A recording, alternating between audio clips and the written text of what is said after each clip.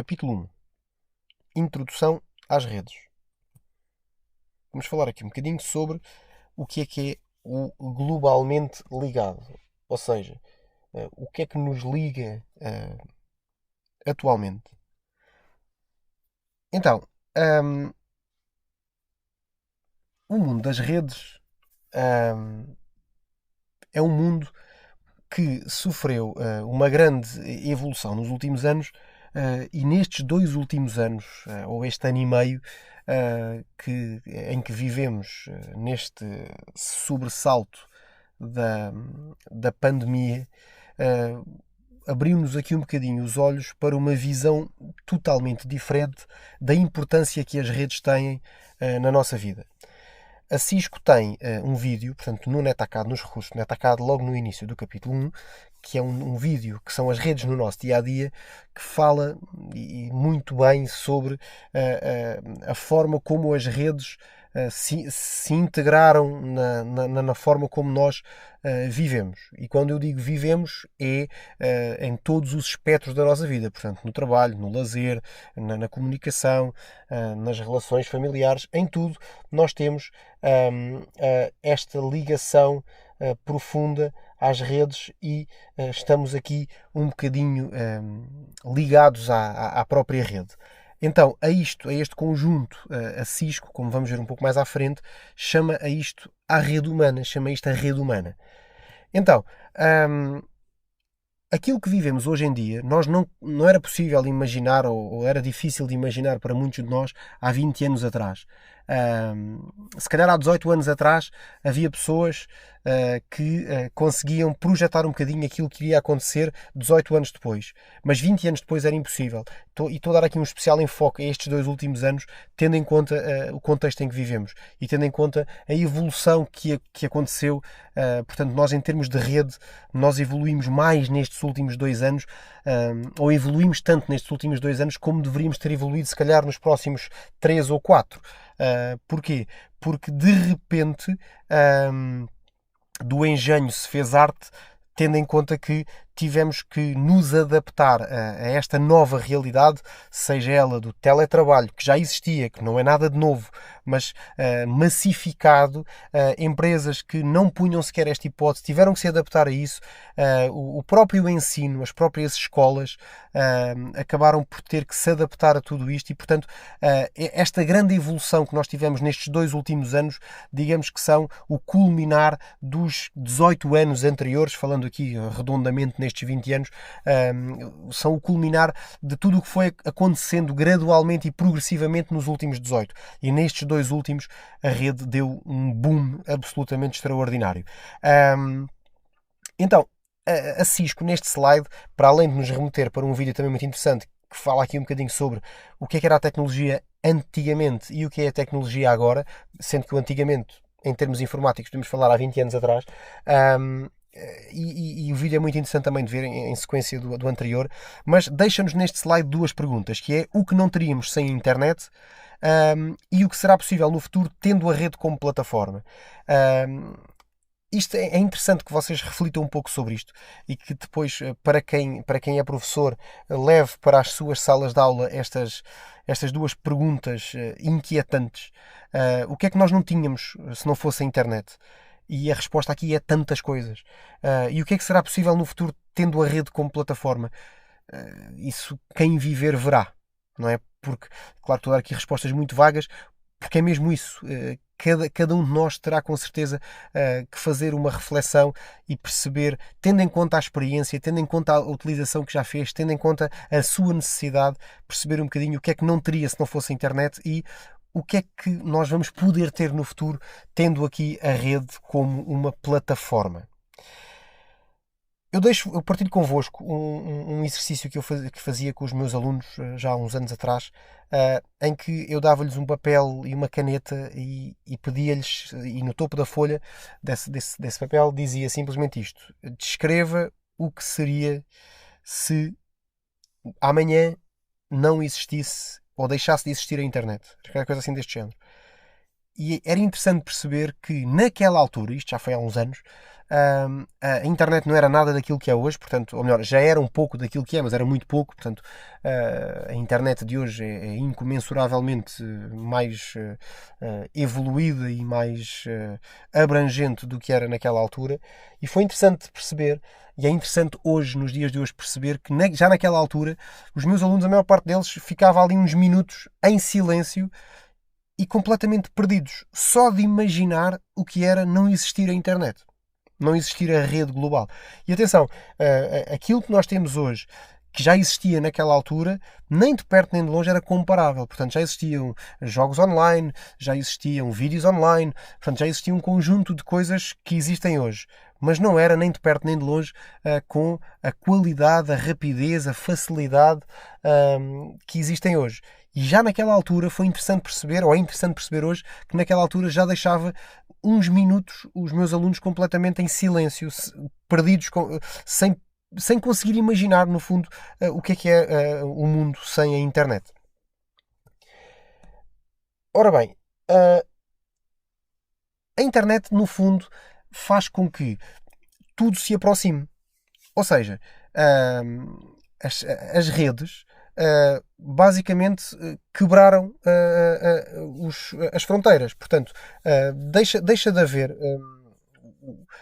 aqui o conceito de fronteira, o conceito de limite, porque para nós é-nos tão fácil falar numa chamada de áudio com o nosso vizinho de cima, como é fazer uma chamada de áudio para um colega nosso que está numa delegação da nossa empresa nos Estados Unidos, por exemplo.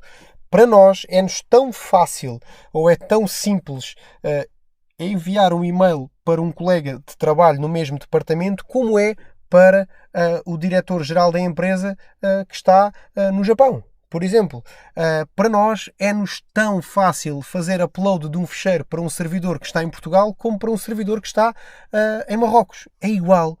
E esta ausência de barreiras deve-se essencialmente a estes avanços nas redes. Depois, a globalização que aconteceu em termos das comunidades por causa da imediatização das comunicações. Isto é, nós hoje, tendo em conta sejam sistemas de instant messaging, sejam sistemas de voz sobre IP, nós conseguimos comunicar em tempo real e imediatamente com alguém que está ao nosso lado ou com alguém que está no outro lado do mundo. E conseguimos fazer isto com a mesma facilidade, seja para a pessoa que está a 2 metros de nós, seja para a pessoa que está a 2000 km de nós.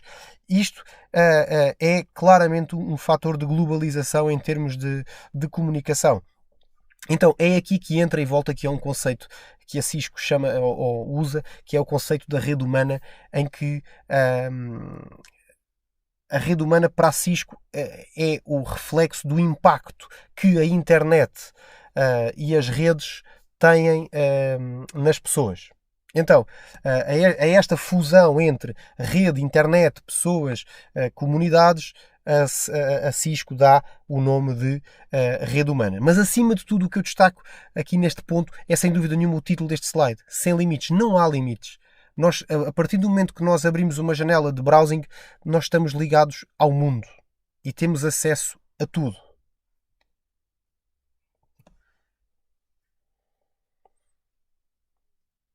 Ora, esta é uma realidade que nós conhecemos ainda melhor hoje do que a conhecíamos antes. A forma como nós aprendemos, a escola mudou muito nos últimos anos. A tecnologia entrou-nos pela sala de aula, os professores passaram a poder gravar aulas e mostrá-las a outras turmas, puderam, isto não estou a falar da questão de hoje da rede ou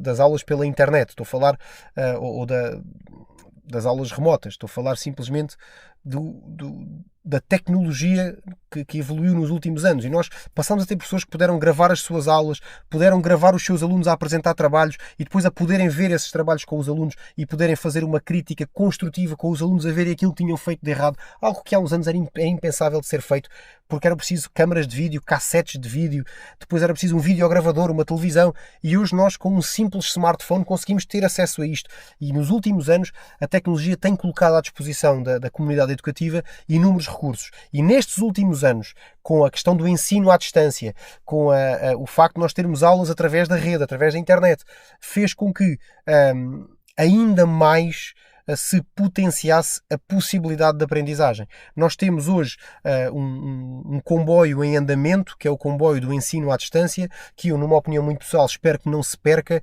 mesmo numa situação em que a pandemia fique resolvida em definitivo, que não é expectável que aconteça, ou melhor, nós desejamos que aconteça, mas que não é expectável que aconteça num futuro muito próximo, mas nessa altura, quando tudo estiver resolvido e que nós possamos voltar um bocadinho àquilo que era o nosso normal anterior, eu espero honestamente que não se perca este comboio do ensino à distância. Não na questão do ensino, da escola, porque a escola formalmente é uma escola presencial, mas se calhar na formação e no leque de formação que nós podemos ou que nos deram a conhecer com toda esta realidade, nós possamos manter aqui este ensino à distância, porque com a mesma facilidade que eu hoje me inscrevo, por exemplo, num Instituto de Línguas para aprender um idioma, se calhar eu tenho ainda mais facilidade em subscrever um curso online ministrado por uma escola inglesa, com professores ingleses, e cuja capacidade e a qualidade do ensino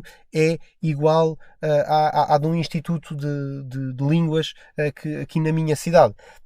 Portanto, isto acontece graças a este comboio do ensino à distância, sempre apoiado pelas redes, que mudou claramente a forma como nós vimos a educação e o ensino e a formação nestes últimos, especialmente nestes últimos 2 anos.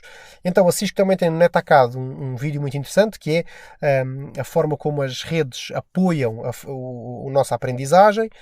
A forma como nós trabalhamos também é muito importante, de nós entendermos que o teletrabalho, que atenção, o teletrabalho não é uma realidade que apareceu agora. Portanto, o teletrabalho já existe há muito tempo. Mas a forma como se massificou o teletrabalho nos últimos 2 anos, essa sim é incomparável com o que era antes. Nós conseguimos comunicar com todas as pessoas e com muitas delas ao mesmo tempo, em simultâneo, através de aplicações como o Teams, aplicações como o Zoom, entre outras aplicações. Nós conseguimos claramente estar em contacto com toda a gente e conseguimos fazer trabalho colaborativo e cooperativo de forma extremamente simples, com recurso a N ferramentas que que já existiam, outras foram desenvolvidas e outras foram aprimoradas. E ainda hoje isso vai sucedendo. Portanto, o acesso aos recursos, sejam eles a ficheiros, sejam a aplicações, sejam inclusivamente situações de formação de outras pessoas dentro da própria empresa, tudo isso evoluiu e as redes colocaram-se à nossa disposição e colocaram um conjunto de recursos à nossa disposição absolutamente extraordinários. A forma como nós nos divertimos é também um fator fundamental da evolução das redes, tendo em conta que hoje em dia é algo perfeitamente comum a mãe estar na sala em teletrabalho, o pai está na cozinha a filmar uma receita para o seu canal de YouTube de receitas de culinária, ao mesmo tempo que tanto a mãe está em teletrabalho e que o pai está a fazer estes vídeos, o filho está no quarto a jogar Fortnite com os amigos, a filha está na sala a ver uma série no Netflix. Portanto, isto tudo acontece ao mesmo tempo e em simultâneo, e acontece graças às redes, e a rede, principalmente a internet, tem aqui um papel fundamental em tudo isto. Ora bem, falando um bocadinho mais sobre as redes em concreto, as redes podem ter diferentes tamanhos. Existem redes pequenas, portanto, as chamadas redes domésticas. Depois há aquelas redes domésticas um bocadinho mais evoluídas, que têm já um conjunto de recursos mais digamos que avançados, em que nós deixamos de ter uma rede doméstica e passamos a ter ali uma espécie de home office, portanto, um pequeno escritório em casa. E depois temos as redes de média e grande dimensão, e ainda depois temos a rede que é a mãe de todas as redes, que é a rede mundial, que é em que a internet é um exemplo disso. Então, as redes pequenas são aquelas redes normalmente que são aquelas redes que se autoconstroem, que são feitas à base de um equipamento que é fornecido pelo nosso operador de internet, com o router, que o próprio equipamento faz ou constrói toda a rede com base depois nos equipamentos que estão dentro dela, nomeadamente computadores, smartphones e depois outro tipo de gadgets que se possam ligar à internet. Depois temos os small offices, os home offices, que são aqueles, digamos que é quando a rede doméstica se transforma aqui, ou pelo menos uma parte da rede doméstica se transforma numa rede de apoio ao trabalho. Portanto, em que eu consigo ter o meu computador ligado, seja através de VPN, ou seja, de outra tecnologia qualquer, ligada à rede do meu serviço, e consigo aceder aos recursos que eu tenho no meu computador do serviço, com todas as ferramentas e funcionalidades que eu tenho lá. E depois as redes de média a grande dimensão, em que sejam eles campos universitários, sejam grandes empresas, sejam instituições públicas que ligam centenas ou até milhares de computadores, e depois temos as redes mundiais, não é? Portanto, que são redes espalhadas pelo mundo inteiro, que seja uma empresa que está espalhada no mundo inteiro e que tem uma rede em que liga todos os seus departamentos, seja, por exemplo, também uma rede de uma instituição ou de uma organização governamental ou não governamental, que possa também estar espalhada pelo mundo todo e que trabalhe em rede com todas as suas dependências. O que é importante nós percebermos é que existem redes de vários tamanhos, e todos os conceitos que nós vamos aprender de redes ao longo desta formação são conceitos que se aplicam não só à nossa rede de casa e à utilização básica que nós fazemos da nossa rede de casa, como à rede mundial e a tudo o que é feito nessa mesma rede mundial. Ora bem, em relação aos recursos que nos são colocados, ou que são colocados à nossa disposição na rede, é importante que vocês conheçam estes dois conceitos: o conceito de cliente e o conceito de servidor. E o que é um cliente e o que é um servidor? Ora bem, o servidor, tal como o nome indica, o servidor serve o quê? Serve a rede. E serve a rede de que forma? Fornecendo informações ou recursos para quem os solicitar.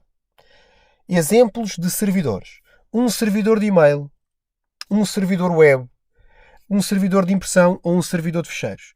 O que é que estes servidores fazem? Cada um deles tem a sua característica própria. Um servidor de mail, por exemplo, é o servidor onde estão configuradas as contas de correio eletrónico, seja de uma empresa, seja de um domínio da internet, e que coloca à disposição dos seus clientes da rede essas contas de e-mail. Portanto, sempre que são enviados e-mails, sempre que são recebidos e-mails, é o servidor de mail que faz esta gestão e que coloca a caixa de correio disponível para quem a quiser ou para quem a vai utilizar. Um servidor web é basicamente um servidor que partilha páginas web com a rede. Portanto, quem quiser aceder às páginas web, acede àquele servidor que coloca as páginas web como recurso disponível a quem vai aceder. Um servidor de impressão é um servidor que coloca à disposição da rede os serviços de impressão, seja porque faz a gestão das impressoras que estão na rede, seja porque tem um conjunto de impressoras ligadas a si e faz a gestão da distribuição dos trabalhos de impressão. Um servidor de ficheiros é um servidor que normalmente tem os seus discos rígidos partilhados, pastas partilhadas, e faz a gestão do acesso a essas pastas, mas basicamente é um servidor porque coloca à disposição da rede esse recurso que são as pastas partilhadas, e daí ser um servidor de ficheiros.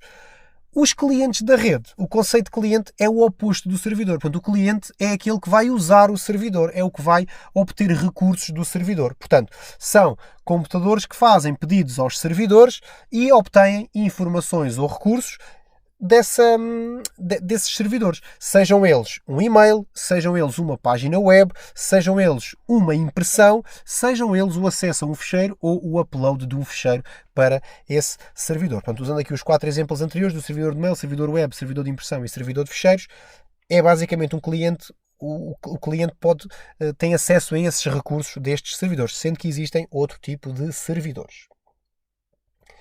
Ora bem, uma outra tecnologia ou recurso ou forma de entendermos a rede ou de prepararmos a rede é a rede ponto a ponto. E a rede ponto a ponto tem aqui uma particularidade, que é a rede ponto a ponto é uma rede em que, tal como o nome indica, ela é construída e configurada e mantida ponto a ponto, ou seja, PC a PC, equipamento a equipamento, dispositivo a dispositivo. Portanto, numa situação em que nós temos clientes e servidores, numa arquitetura cliente-servidor, em que o servidor só partilha e o cliente só acede, nós temos o cliente e o servidor a serem executados em equipamentos separados. Portanto, o cliente é um cliente da rede, um servidor é um servidor da rede. Numa arquitetura ponto a ponto, e quem é que usa a arquitetura ponto a ponto? Pequenas empresas, muito pequenas mesmo, as residências, normalmente não utilizamos servidores dedicados. O que é isto, um servidor dedicado? É um servidor que só serve como servidor, não serve como cliente. Um servidor não dedicado é um servidor que partilha recursos, mas que também pode ser usado como cliente. Então, nós, numa rede doméstica ou numa rede de uma pequena empresa com 2, 3 computadores, nós não temos necessidade de, se calhar, ter lá um servidor ou ter lá alguns servidores. Nós, se calhar, conseguimos gerir aquela rede em que cada computador é um computador e nós conseguimos partilhar uma impressora num computador, conseguimos partilhar umas pastas noutro computador e conseguimos ter as coisas ali mais ou menos a funcionar sem uma grande necessidade de servidores. Então, estas redes em que cada computador pode trabalhar tanto como cliente como servidor, nós chamamos as redes ponto a ponto. Ela tem uma grande vantagem que são muito fáceis de configurar, são muito menos complexas e têm custos muito menores, principalmente ao nível de software, em que nós não temos de estar a pagar licenças de sistemas operativos de servidor, só pagamos licenças de sistema operativo cliente. Tem uma grande desvantagem, que é, ela não tem administração centralizada, portanto, sempre que há uma alteração a fazer em todos os computadores da rede, ela tem que ser feita, tal como o nome da rede indica, ponto a ponto, PC a PC. Não é tão segura, porque a política de segurança é implementada computador a computador e, portanto, pode falhar com mais facilidade. Não é escalável, ou seja, ela não é facilmente ampliável, portanto a rede não cresce de forma fácil, ou seja, para que a rede cresça nós temos que configurar um computador todo igual aos outros ou com as mesmas definições dos outros para que possa entrar na rede e normalmente tem um desempenho mais lento porque, como eu estou a usar os computadores tanto como clientes como servidores, o desempenho da máquina acaba sempre por se ver afetado. Isto é, ora, se eu tenho a mesma placa de rede que me permite estar a fazer download, estar a usar as aplicações na web e ao mesmo tempo estou a partilhar pastas no meu computador, então eu tenho ali menos disponibilidade em termos de utilização dos recursos, como teria se eu tivesse um servidor dedicado que a única coisa que faz é ter a pasta partilhada. Ok? Então vamos entrar agora aqui noutro capítulo, que é o capítulo das LANs, das WANs e da própria internet em si. Portanto, vamos ver aqui um bocadinho, ter aqui uma noção dos componentes da rede. Então é assim, uma rede é constituída, portanto, a infraestrutura de rede tem essencialmente 3 tipos de componentes. Portanto, há 3 categorias de componentes numa rede. São elas os dispositivos, que são os equipamentos, os meios físicos, são os meios físicos, que são basicamente a forma como nós interligamos os equipamentos, e depois os serviços, que são basicamente os recursos que são colocados à disposição da rede. Portanto, dispositivos são os equipamentos, meio físico é a forma como esses equipamentos comunicam, e depois os serviços, que é toda a rede ligada, o que é que está à disposição de quem utiliza a rede. Ora bem, dispositivos finais. O que são dispositivos finais? Dispositivos finais são basicamente os equipamentos onde uma determinada mensagem tem origem ou onde uma determinada mensagem tem destino. Isto é, um dispositivo final é a origem ou o destino de uma comunicação. Normalmente, essa origem ou esse destino da comunicação são, por norma, servidores, computadores, smartphones, gadgets ligados à internet. Tudo isso são chamados dispositivos finais.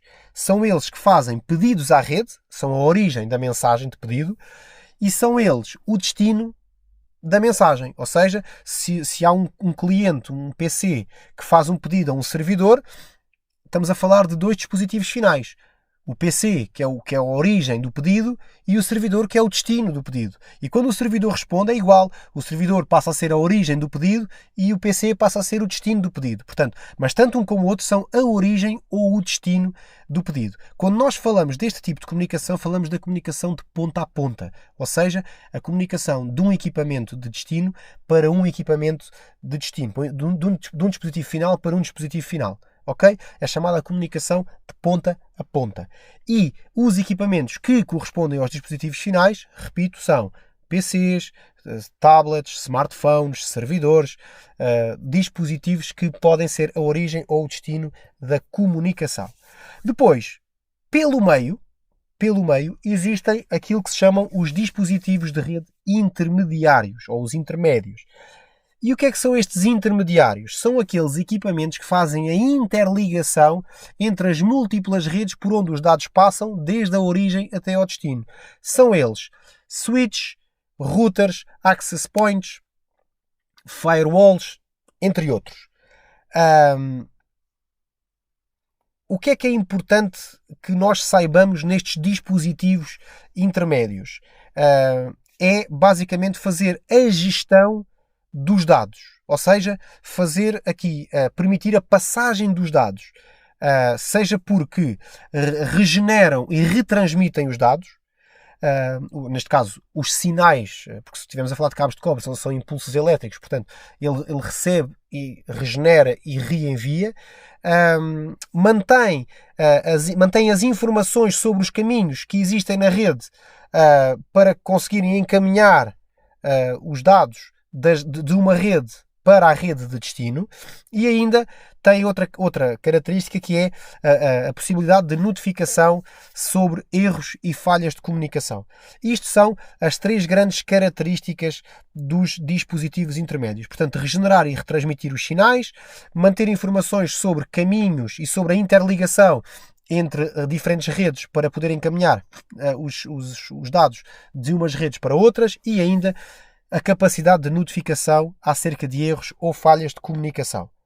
Reparem que já no slide anterior vocês têm aqui um conjunto de equipamentos que têm estes símbolos, porque são os símbolos que estão no Packet Tracer, que é um simulador de rede que vocês vão usar ao longo deste curso.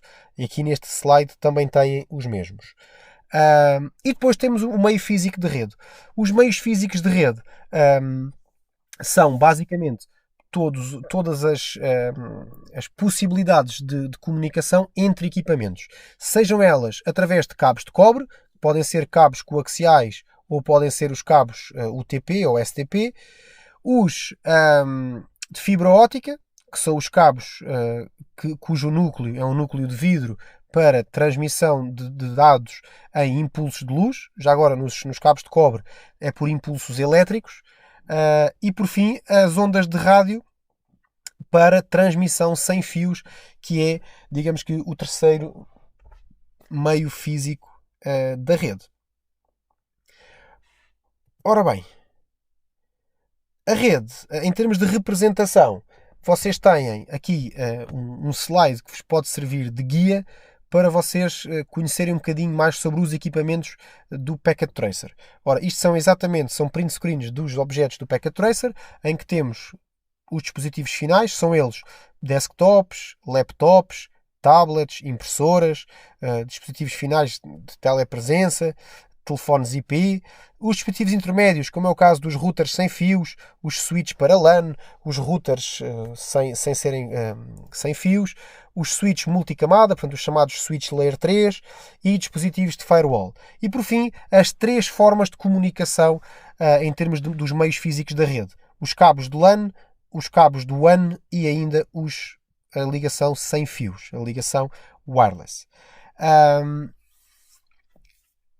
Para além disto, ainda existem 3 conceitos ou 3 termos que são muito importantes que vocês conheçam. São eles placa de rede, porta física e interface. Havemos de explorar ao longo do curso. Placa de rede tem uma porta física e dentro de uma porta física podem existir múltiplas interfaces. Diagramas de topologia. Diagramas de topologia são basicamente representações entre os equipamentos e a sua localização e ainda a sua configuração. Existem 2 topologias que são fundamentais, que são a topologia física e a topologia lógica, em que na topologia física o que é que nós temos? Nós temos a disposição dos equipamentos nos espaços físicos. Reparem, sala do servidor SI 2158, este é o escritório de TI, este é o Room 2124, este é o Room 2125, pronto. E depois o que é que nós temos? Temos depois a indicação de que neste espaço físico temos um router, 2 switches. Reparem que esta topologia física ainda explica qual é o rack em que está e qual é a prateleira dentro desse rack, tal como os servidores. Aqui a mesma coisa, aqui no escritório nós temos a indicação de qual é a sala onde está. Isto é a topologia física. Portanto, olhando para uma topologia física, eu consigo saber fisicamente onde é que eu tenho cada um dos equipamentos da minha rede.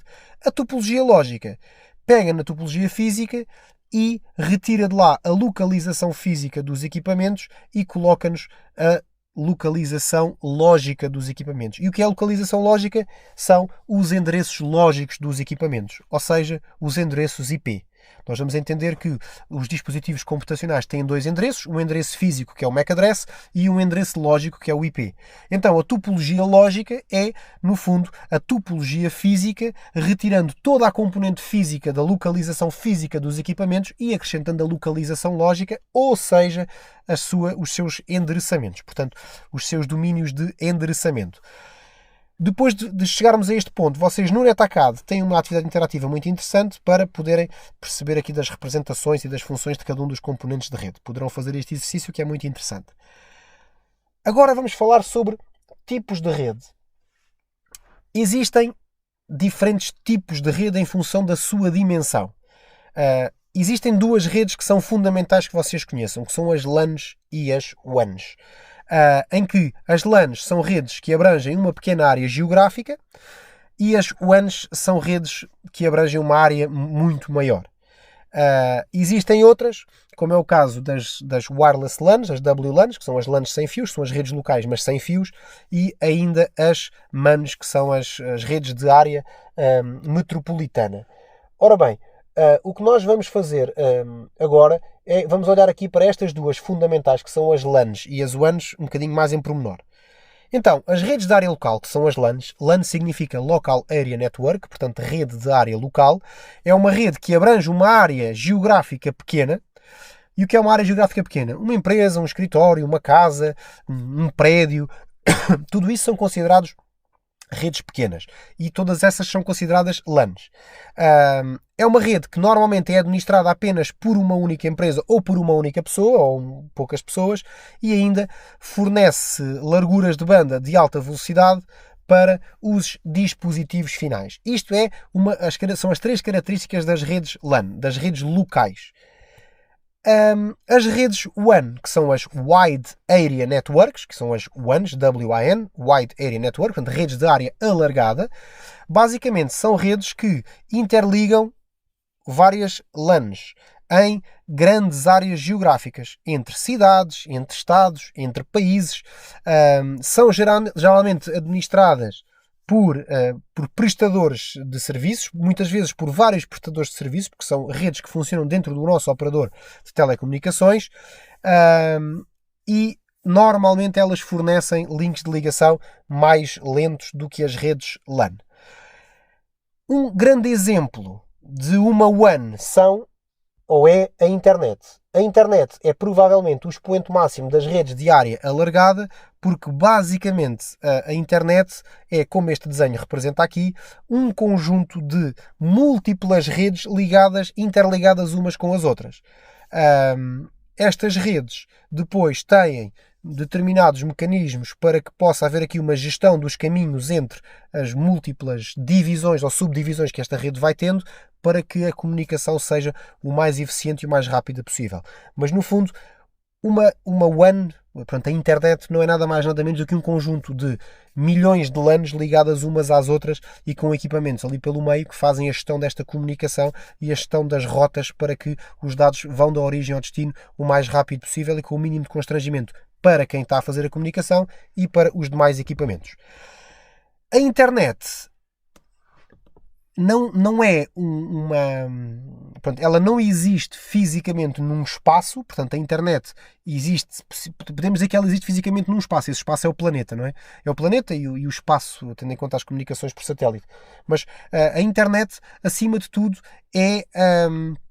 é algo, é uma rede que não pertence a ninguém. Ou seja, não pertence a uma pessoa, não pertence a um grupo. A internet é uma rede que mundialmente ela é mantida por grupos que foram desenvolvidos especificamente para garantir que ela se mantém livre e universal. São eles, estes três que são os fundamentais, que é o IETF, que é o Internet and Engineering Task Force, o ICANN, que é o Internet Corporation for Assigned Names and Numbers, portanto a entidade responsável pela atribuição dos números de porta para determinados protocolos, a atribuição dos IPs públicos e por aí, e depois o IAB, que é o Internet Architecture Board, que faz papers técnicos para os equipamentos a serem desenvolvidos. Dentro ainda da internet, nós temos, ou em conjunto com a internet, nós temos ainda mais dois conceitos muito importantes, que são as intranets e as extranets. Portanto, a intranet e a extranet funcionam dentro, no nível mais interior da internet, e basicamente a intranet e a extranet pertencem a, por exemplo, uma empresa ou um organismo que tem uma parte da sua rede que pode ser acedida pelo exterior e de forma menos controlada, que são as extranets, portanto, que promove interfaces de ligação para fornecedores, para clientes, para colaboradores, e depois tem toda a parte de intranet que funciona internamente dentro da empresa e que normalmente nas intranets, só quando estamos diretamente dentro da rede da empresa é que nós conseguimos ter acesso a recursos. Normalmente são ficheiros partilhados, ficheiros de projetos, aplicações internas, tudo isso é acedido dentro da intranet. Depois há aplicações, por exemplo, aplicações de recursos humanos para os colaboradores poderem aceder e fazerem justificações de faltas e esse tipo de coisas podem ser acedidas do exterior. E se assim forem, podem entrar numa parte da rede da empresa que é a extranet, que é uma parte que está virada para o exterior e que ela é acedida. Ela continua a ser rede interna da empresa, mas tem porta de saída para o exterior. A intranet normalmente não tem porta de saída para o exterior, pelo menos porta direta. Ela depois consegue ser acedida do exterior através de mecanismos, como é o caso, por exemplo, das VPNs. Tecnologias de acesso à internet. Ora bem, a forma como nós acedemos à internet muda aqui um bocadinho, ou tem mudado um bocadinho nos últimos anos, ou mudou aqui durante alguns anos, porque nós passámos de um serviço, de há muitos anos atrás, dos módems analógicos, portanto, em que nós tínhamos a nossa linha telefónica analógica e nós estabelecíamos ligação a 14K, a 56K, em que quando nós estávamos a utilizar ninguém conseguia usar a linha telefónica, que ela estava interrompida. Depois evoluímos para o DSL, para o ADSL, o assíncrono, que é o Digital Subscriber Line, que usa no fundo usa a linha telefónica, mas numa frequência diferente da voz, para podermos navegar na internet já a velocidades mais interessantes. E depois as WANs, e hoje em dia com a ligação à internet por cabo, não é? Através do operador, como é o caso em Portugal do Mel, da NOS, da Vodafone, da Novo e por aí fora, nós temos outro tipo de ligação ou por fibra óptica ou por cabo coaxial. Ora bem, então nós podemos ligar à internet através do cabo, portanto a ligação com uma largura de banda bastante grande e que vem e é fornecida pelo nosso ISP, o Internet Service Provider, que eu acabei de dizer quais são. Depois o DSL, usando a linha telefónica, usando uma largura de banda maior, e com a particularidade de poder estar a ser usada em simultâneo com a rede telefónica. Depois as redes celulares, portanto as redes GSM, 4G, agora com o 5G que está a aparecer, as redes por satélite e ainda as ligações dial-up, que são aquelas mais antigas que eu falei há pouco. Depois, ainda existem ligações corporativas à internet, portanto, há empresas que têm linhas dedicadas, têm cabos, têm ligações próprias de fibra óptica, têm ligações também por ADSL e também têm ligações por satélite. Portanto, isto em termos corporativos, há formas de ligação específicas para empresas. Hoje isto já não se coloca tanto, mas há uns anos havia a questão do tráfego, que em termos empresariais o tráfego era limitado, mas nos residenciais ainda era limitado. Alguns de vós ainda deverão ser desse tempo. Hoje, felizmente, isso já não existe e já não acontece. Ora bem, entramos agora aqui numa parte em que vocês têm uma atividade de Packet Tracer para fazer, que é muito interessante de ser feita, só para vocês começarem aqui a conhecer um pouco sobre este simulador de rede da Cisco, este Packet Tracer. É muito importante que vocês façam, e é muito interessante que vocês façam estes exercícios para se irem inteirando daquilo que é o Packet Tracer. Ok? Então, deixo-vos este desafio para lá no NetAcad poderem começar a fazê-lo. Ok? Têm um exercício sobre dicas de ajuda e navegação e um sobre representação da rede, em que vão conhecer aqui um bocadinho dos equipamentos e como é que vocês conseguem inserir equipamentos, retirar equipamentos e utilizar aqui o Packet Tracer desta forma. Vamos ver agora um conceito que falámos há pouco, que é a rede como plataforma. Então, as redes tradicionalmente estiveram separadas. O que é que isto significa? Que a rede telefónica em relação às redes de computadores, em relação às redes de transmissão, sejam de que tipo forem, fossem de televisão, de telefone ou de dados, as redes basicamente funcionavam em separado. Portanto, a televisão funcionava num determinado tipo de rede, a rede telefónica funcionava noutro tipo de rede e as redes de computadores funcionavam ainda noutro tipo de rede. E o que acontece é que isto fez com que, por exemplo, no caso da televisão, nós tivéssemos que ter uma antena específica para televisão, tivéssemos que ter uma infraestrutura para telefone e depois ter ainda uma terceira infraestrutura para termos acesso à rede. Sendo que, quando a internet apareceu, nós podíamos ter na rede telefónica, mas depois com o tempo, acabámos por evoluir para uma situação de internet através de um cabo coaxial. Então, a tendência da rede é convergir.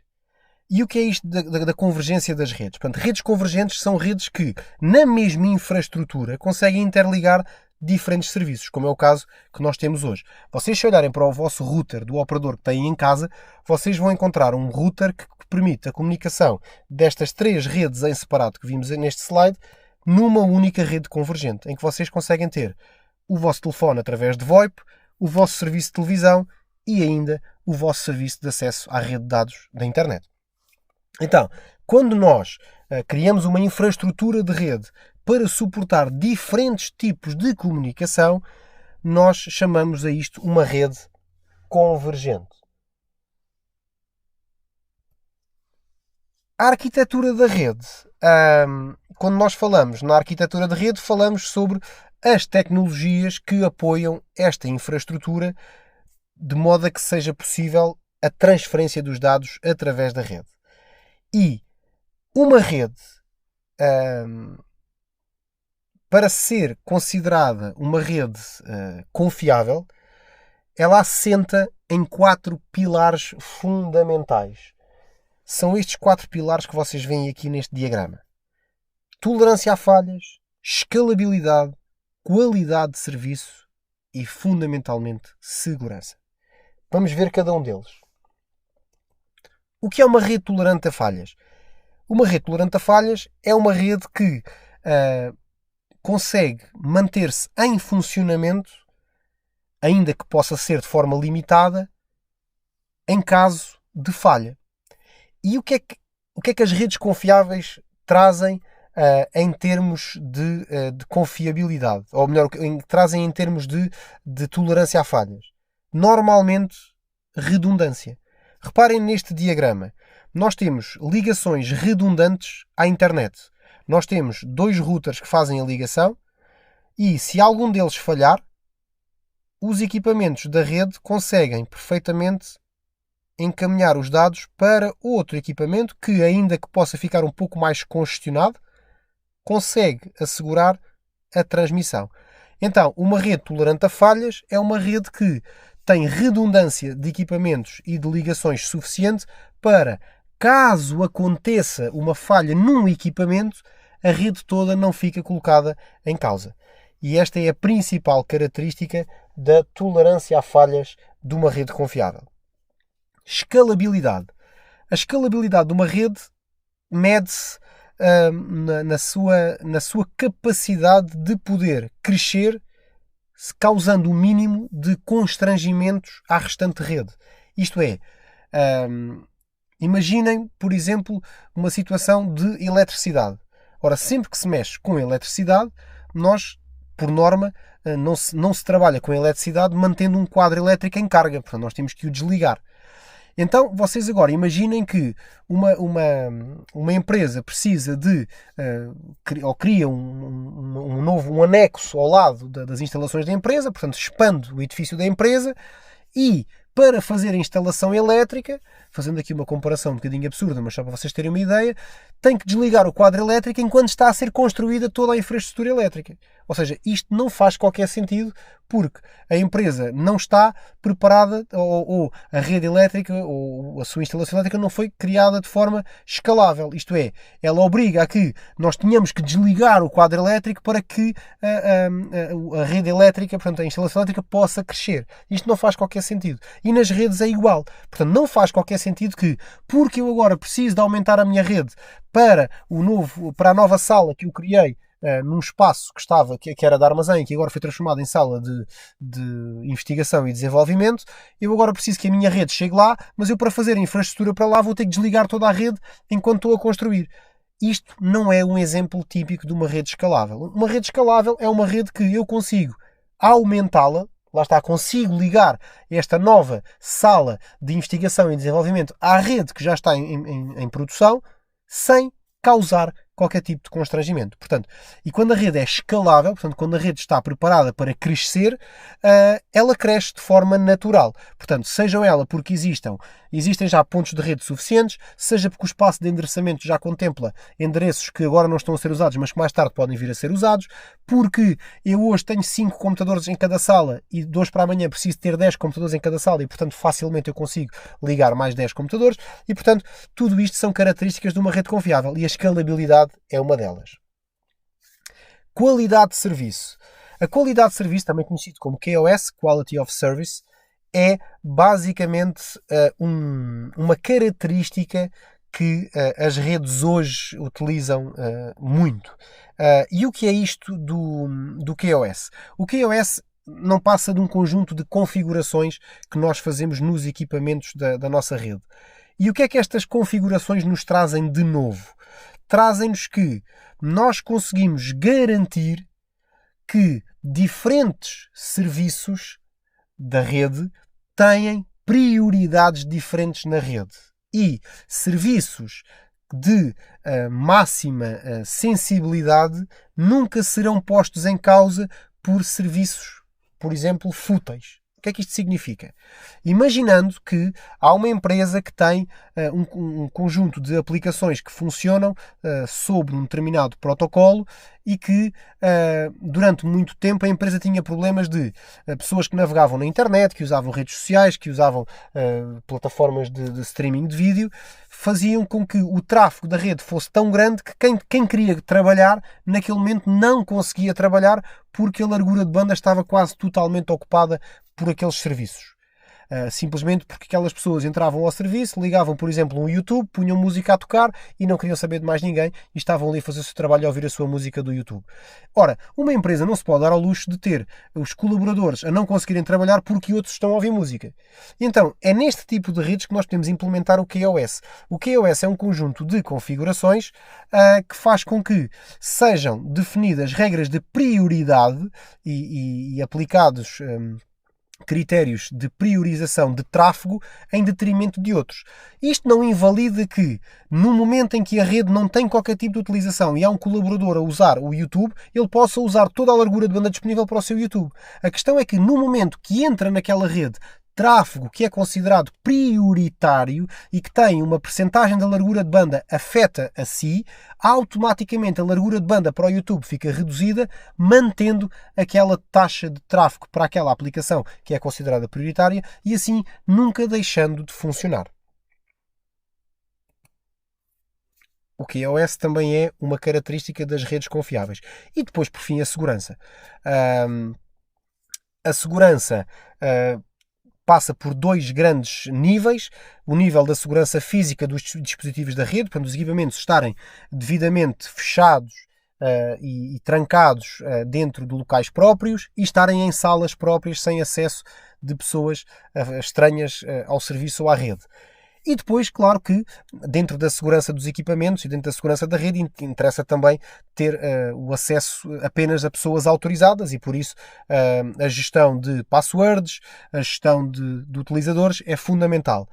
A segurança da informação é também muito importante porque o acesso exterior a dados sensíveis também pode constituir uma quebra de segurança e fazer com que a rede não seja propriamente segura.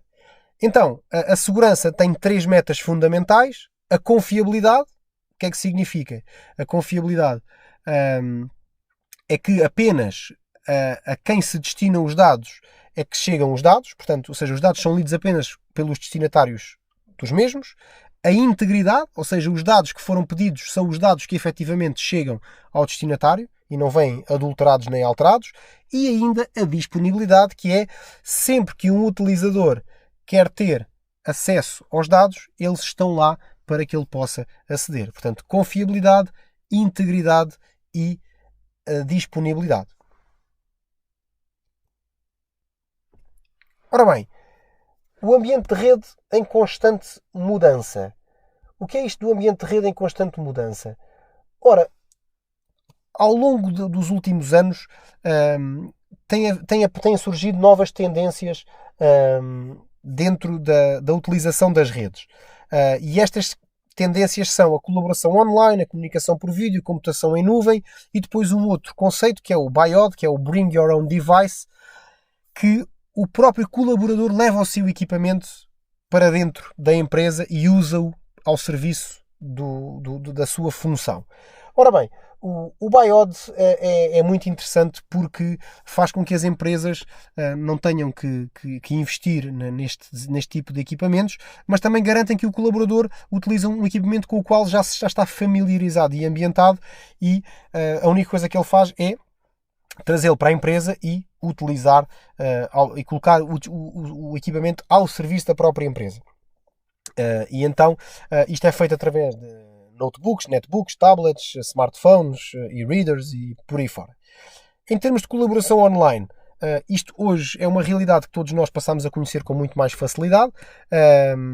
Antes deste grande boom dos últimos 2 anos, nós tínhamos algumas ferramentas de colaboração. Hoje temos muitas mais e ainda bem.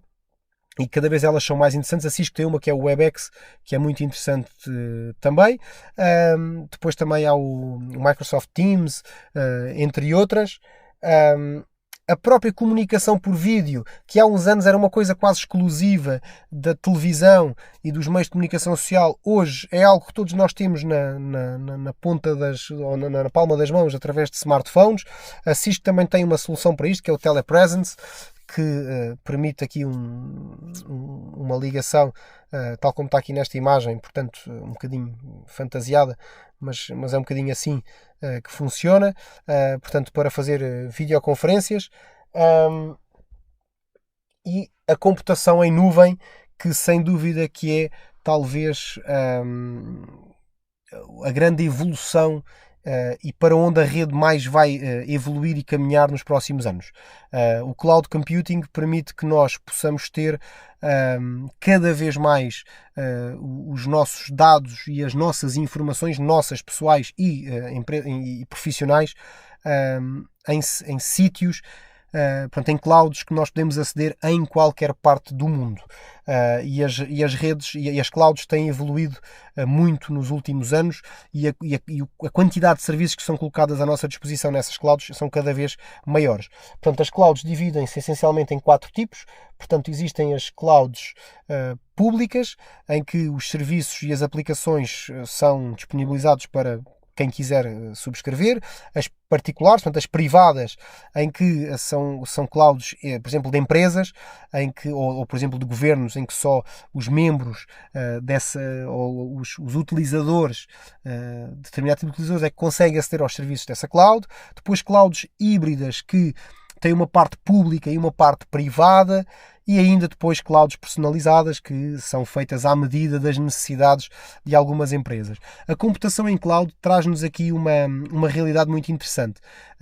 A título de exemplo, nós, se vocês pensarem um bocadinho na evolução das redes e da informática nos últimos anos, nós passámos de uma realidade em que nós passámos a guardar tudo dentro de um computador. Portanto, nós tínhamos as coisas guardadas em documentos, em pastas, em papel, e de repente passámos a ter aqui uma necessidade e passámos a trabalhar guardando tudo dentro de um computador. Depois, tudo dentro de um computador deixou de ser uma coisa muito fácil. Porquê? Porque passou a haver aqui uma necessidade de utilizar em vários computadores. Então, começámos a olhar para os dispositivos de armazenamento. Nomeadamente, primeiro as disquetes, muito pequenas, com pouca capacidade. Passámos a usar depois para os CDs, já muito melhores, mas com o problema de cada vez que queremos alterar os dados, temos que passar os dados para o computador, alterar os dados, gravar num outro CD, deita fora. Os CDs começaram a ficar com pouca capacidade, tendo em conta a dimensão dos ficheiros. Depois os DVDs, o mesmo problema dos CDs, cada vez queríamos alterar os dados. Depois apareceram as pens, e as pens, sim, uau, agora sim, nós podemos pôr os dados numa pen, podemos pôr N fotografias, N documentos numa coisinha tão pequenina. Só que depois as pens perdiam-se, depois as pens tinham pouca capacidade e as pens foram evoluindo, os cartões de memória, tudo isso. E depois o problema é, mas eu tenho os dados na pen, mas eu posso me esquecer da pen em casa. Então se calhar eu devia de arranjar uma forma de eu ter os meus ficheiros online. Apareceram as clouds. E nós começámos a colocar os nossos ficheiros na cloud, e então, ficheiros na cloud. Eu estou em casa, altero um ficheiro, gravo, ele vai para a cloud, chego ao meu trabalho, acedo ao ficheiro já alterado, trabalho no ficheiro, gravo, vou para casa, o ficheiro é gravado, vai para a cloud, chego a casa, acedo à cloud e continuo a trabalhar no ficheiro. Isto foi muito bom até um determinado ponto, até que começámos a ter outra necessidade, que era, então mas eu agora tenho que ter as aplicações no meu computador de casa, no meu computador de escritório. Será que não era possível ter as minhas aplicações online e eu aceder diretamente à cloud e a cloud ter lá as aplicações? E sim, esse será o futuro. Nós termos as aplicações na cloud e termos o nosso próprio computador por completo na cloud e usamos apenas o computador como um terminal de acesso à nossa cloud e não como um dispositivo físico de utilização. Ora bem, em casa as tendências tecnológicas também evoluíram, nomeadamente em termos das smart homes, portanto as casas inteligentes, em que nós podemos controlar seja o ligar das luzes, o desligar das luzes, o armar o alarme, o desarmar o alarme, ver as câmaras de videovigilância, subir stores, descer stores, entre tantas outras coisas, controlar equipamentos dentro de casa que ficam todos na nuvem, o próprio controle dos automóveis, carros que enviam informação à marca quando tem algum defeito, para que a marca entre em contacto com o cliente, com o proprietário do carro, ou o próprio carro comunicar com o seu dono, com o proprietário, dizendo que há um erro num componente qualquer e que o carro tem que ir à oficina. Isto é uma tendência também que tem crescido muito nos últimos anos. Dentro de casa temos também as redes Powerline, em que usamos a rede elétrica numa frequência muito específica para transmitir os dados de ponta a ponta. Ou seja, numa rede, como é o caso que temos aqui neste exemplo, em que eu tenho o router e faço a ligação do router a um adaptador Powerline e depois, basicamente, eu ligo os múltiplos adaptadores Powerline e todos eles ficam ligados e eu consigo estender a minha rede, que só ocupava esta área aqui, a toda a minha casa. Pronto. As redes Powerline ou redes com Powerline já são cada vez mais utilizadas e os próprios equipamentos para fazer os Powerlines, que eram bastante caros há uns anos atrás, estão cada vez mais barato. Ora bem, banda larga sem fios também tem crescido muito nos últimos anos, agora com o 5G ainda mais. Existem muitas formas de ligação. Aqui a Cisco dá o exemplo dos serviços de acesso à internet sem fios, portanto, ou seja, o equivalente à nossa rede, à nossa ligação por cabo, mas sem fios. Nós fazemos isto, em Portugal usamos isto no sentido em que trabalhamos com ligações essencialmente móveis, portanto com o 4G, o 3G e por aí. E portanto, e hoje com o 5G, as potencialidades, não sei se vocês têm visto reportagens sobre o 5G, que tem havido muitas agora ultimamente, vejam, porque vai trazer aqui um impulso muito grande à comunicação, máquinas a comunicar com máquinas, equipamentos cada vez mais evoluídos em termos da potencialidade que a rede coloca à disposição dos seus recursos e os seus equipamentos. Agora, falando aqui um bocadinho sobre ameaças à rede. As redes têm um grande problema, que é o facto de estarmos todos globalmente ligados. E o globalmente ligados tanto dá para o bom como dá para o mau. Temos ouvido nos últimos anos cada vez mais histórias de intrusões, de ataques. Um dos problemas que nós temos nas intrusões e nos ataques é que nem sempre são ataques só para causar dano, são muitas vezes ataques para roubo de informação. E o que acontece é que estes ataques podem provir de influência interna ou externa. Portanto, podem vir do exterior, da rede exterior, ou podem vir dentro da própria rede. Agora, o que é importante que nós conheçamos para poder estar mais atentos a todo este fenómeno? É conhecer que tipo de ameaças são estas. Então, nas ameaças externas existe um conjunto alargado de ameaças. São elas os vírus, os worms, os trójanos, spywares, adwares, depois diferentes tipos de ataque. Os ataques de dia zero, que exploram vulnerabilidades desconhecidas até um determinado momento e que depois se tornam públicas e passam a ser alvo de ataques. Algumas destes ataques de dia zero geram milhões de euros de lucro para quem descobre as vulnerabilidades de segurança.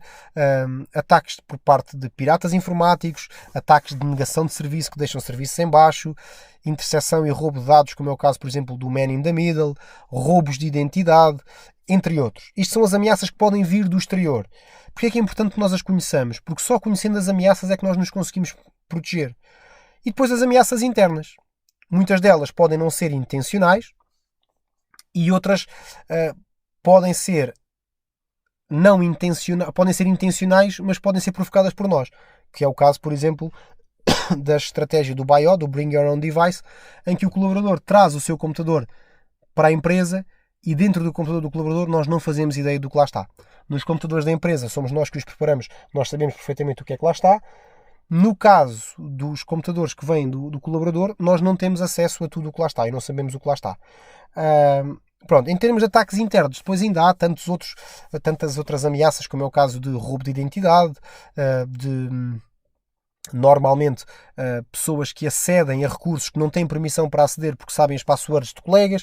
Pronto, existe um conjunto de ameaças. Algumas delas existem soluções de segurança para as resolverem, mas outras não existem e têm que ser devidamente acauteladas em termos internos. Isto é, determinados tipos de equipamentos por exemplo, computadores que guardam dados muito sensíveis, ou esses dados muito sensíveis não podem estar em computadores de colaboradores, porque qualquer pessoa chega lá e consegue fazer cópia desses dados, tem que estar se calhar num servidor e numa sala em que pouca gente tem acesso, por exemplo.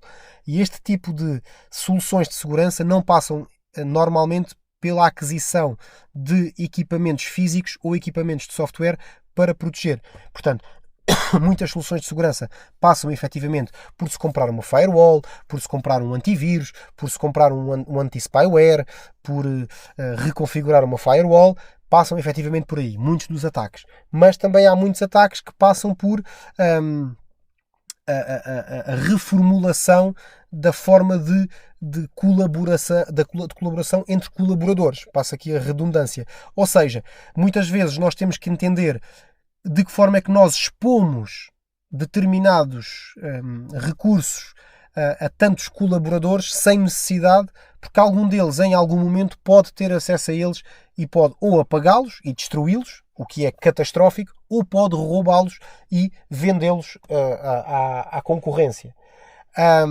E portanto, existem diferentes formas de nós garantirmos isto, seja através de ACLs, que são as Access Control Lists, portanto listas de controle de acesso, que filtram acessos e encaminhamentos de tráfego, sistemas de prevenção de intrusão, VPNs, por exemplo, que também permitem que as ligações sejam feitas a determinados servidores, mas apenas de forma confiável e só a algumas pessoas, sistemas de firewall dedicados.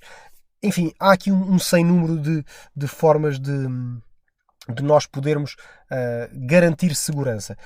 A segurança, e isto que estamos aqui a falar é apenas aqui um overview muito superficial, porque a cibersegurança é uma dentro da área das redes, é uma das áreas de atividade que se prevê seja das mais profícuas nos próximos anos, porque cada vez mais as redes estão expostas e cada vez se torna mais necessário ter aqui equipas de cibersegurança para garantir a confiabilidade, a integridade e o acesso confiável aos dados.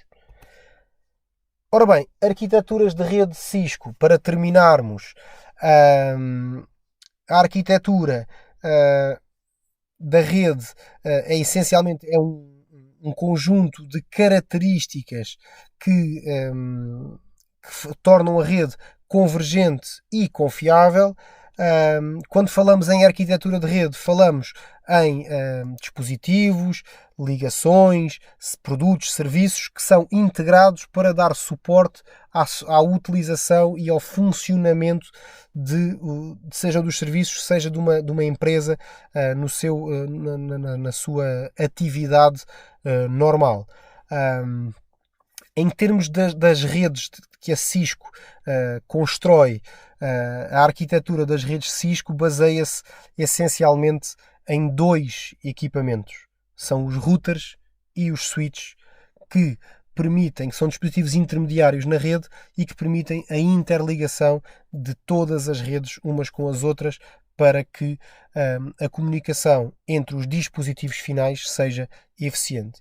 E depois com todos os mecanismos de configuração, de segurança, que fazem com que a rede seja uma rede confiável, portanto que seja tolerante a falhas, que seja segura, que tenha qualidade de serviço